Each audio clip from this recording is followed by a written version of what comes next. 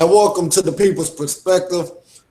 Today we have a really good guest, you know what I'm saying, a real special guest. It's Ithiell Yisrael, excuse me, from Rock Films. He's a producer and a director. Ithiell, thank you so much for coming on today. Hey, thank you for having me, Jermaine. Pleasure to be here. No problem at all, man. You're doing me a big favor by being here, man, because we got a lot to get into. If we get started off, can you give the people some background on some of the things and some of the projects you have worked on and some of your past history as a director? I was actually I guess I started out maybe as a camera operator, director of photography, and an editor. And at that stage, I was trying to figure out, where I wanted to be. I still enjoy doing those things, but I slipped into the producer director role to try to gain a little bit more control over what I was doing and to try to get some establish a foundation to produce the kind of stuff I wanted to see. So I started doing music videos, did a few commercials. I did the Soul Food Bistro commercial and Temple Builders Gym, and it's an artist, gospel artist by the name of Kevin Moore. I did her video Beautiful, and shot a movie called Snug, which was a short. And right now I'm putting together some TV shows and short films to be shot over the next 2 or 3 years. Now, I understand you went to Full Sail down in Orlando. How was that experience? Because that's one of the better schools in the country if you want to go that route.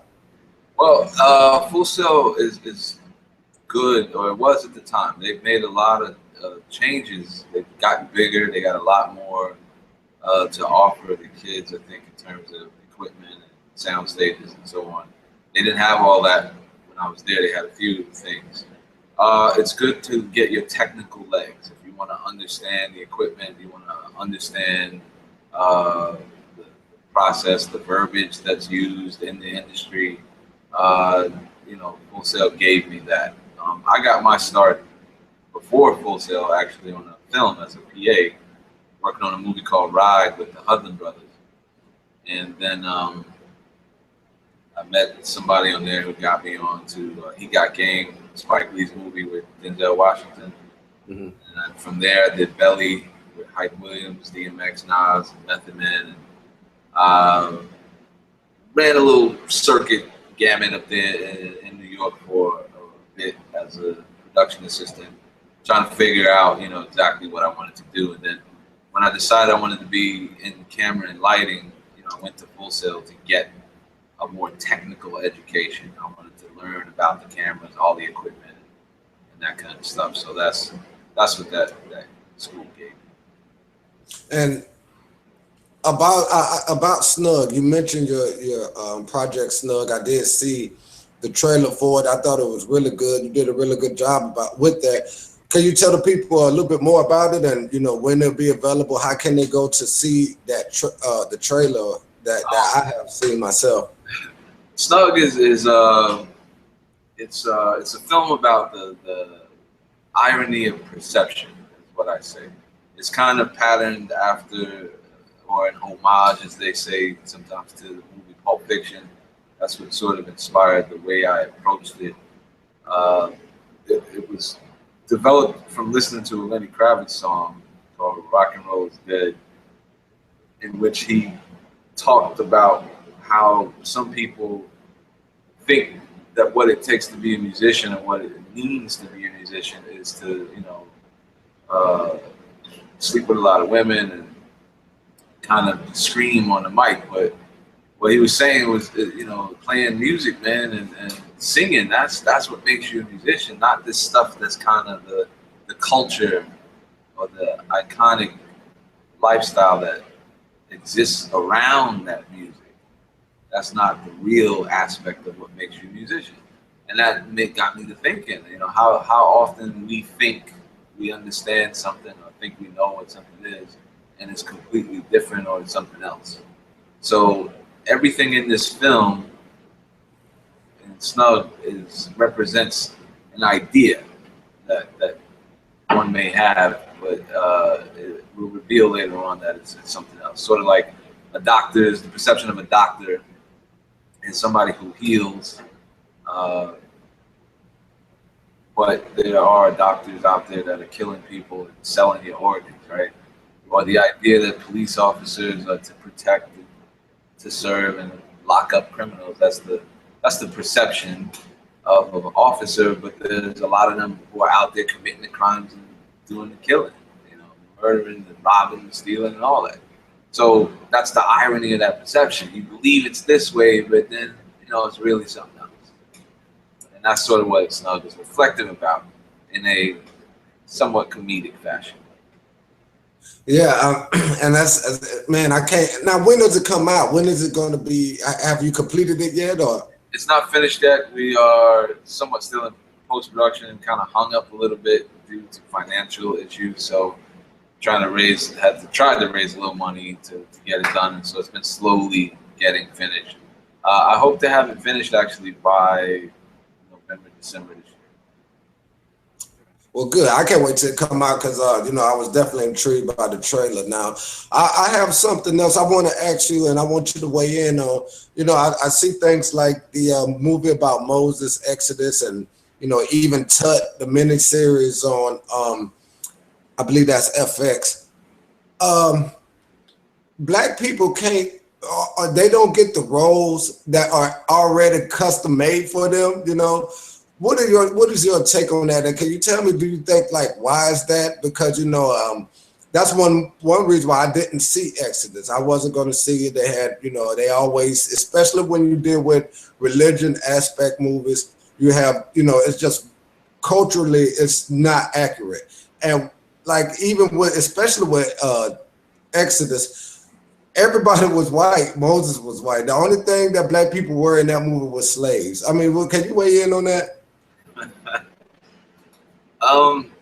Yeah, that the saying, to the victor goes the spoils. Whoever wins the war gets to tell how it was won, or gets to write history. And what I think we see here is that those who are in control and have the power for the most part tell things the way they want to, and they change the faces. It ain't even just biblical characters or historical figures that are related to the Middle East and ancient times and in the East. But I mean, there's people 100, 200 years ago whose names have been or whose faces have been whitewashed. And there's this guy on PBS, Professor, what was his name? Dude who does the DNA for the celebrities. Oh, okay, yeah, right. I know what you're talking about. What's his name? I can't remember his name. Anyway, he did a special on PBS showcasing throughout the history of places like Cuba, Puerto Rico, all these figures in time who led people to freedom or who waged wars against tyranny and all this stuff, how their faces have been whitewashed, that you don't know they're black today because whomever decided, that that's not what they wanted to represent. So in the world, or perhaps in America or places related, there's this idea that maybe being white is better than being black. And white sells and white makes more money and all that kind of stuff. So those people who feed into that, or those people who are the creators of that type of propaganda, whatever they do is going to represent that image, that face, that ideology, that white is right and anything less or anything else is not. So we can fight against that, we can complain about it, but it would be better if black filmmakers, producers, business people with money realized the value of images in the media and invested money into creating images of ourselves that we thought were more fitting without necessarily having to announce that that's what we're doing. Just do it. You want to see a black superhero, you don't have to say, hey, I'm gonna write a story about a black superhero. Just make a story, put a black man in that position as the superhero. Write the story of Hannibal, write the story of Pharaoh, and all these stories that we believe and know with black figures, and just make the movies the way we want to see it. Trying to argue with people who have the intention to do the wrong thing or the opposite, I think is pointless.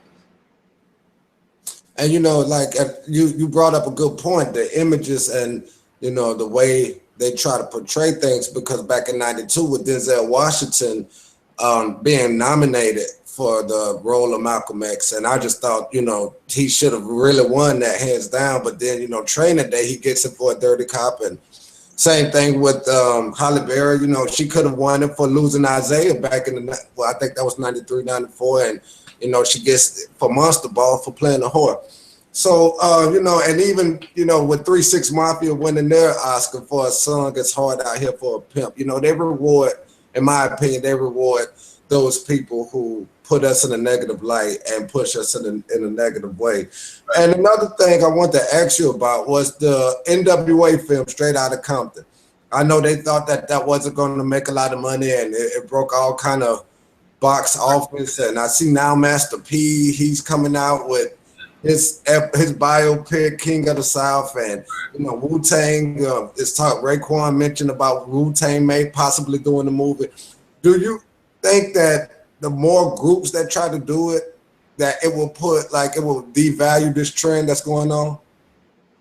No, what I believe is true is that there is a void in the market for black product, for lack of a better term, and so it's in demand. People want to see it. People want to see more of it, and are willing to pay money to go see it. So at the end of the day, it's in the best interest of business, economics, and the film industry, the television industry, to create more products with not even just blacks, but minorities in general, because that is the country is represented by a very diverse group of people. And so if they don't ever see themselves reflected in the entertainment they watch, they'll stop watching, and they're gonna find where they can find it. So whoever creates, that entertainment is where people are going to go. So the more the better at this point, because there's a lot of demand for it. A movie like Think Like a Man and a movie like Straight Outta Compton. I mean, for different reasons they succeeded, but NWA's story is classic now. It's iconic now. It was a big deal when they came out and saying the things they were saying in their raps. And so they've been talked about off and on. Ice Cube is still a very popular image. Dr. Dre is a huge popular image. And even after Eazy-E passed, they kept his name alive. So even today's generation have heard bits and pieces about him. It's funny though too that somebody I was talking to yesterday really wanted to see it or saw the movie, they haven't seen it yet, but they wanted to, and they didn't know who NWA was. So I said that when I mentioned, we were talking about, and I mentioned NWA in the conversation, she said, what's NWA? And I said, that's what the movie's about. So I think the mere fact that there is a film in the theater and that looks good, was shot well, directed well, and produced well, there's a story that alone is enough to draw people to the theater. That these people some people may not even know who it's about.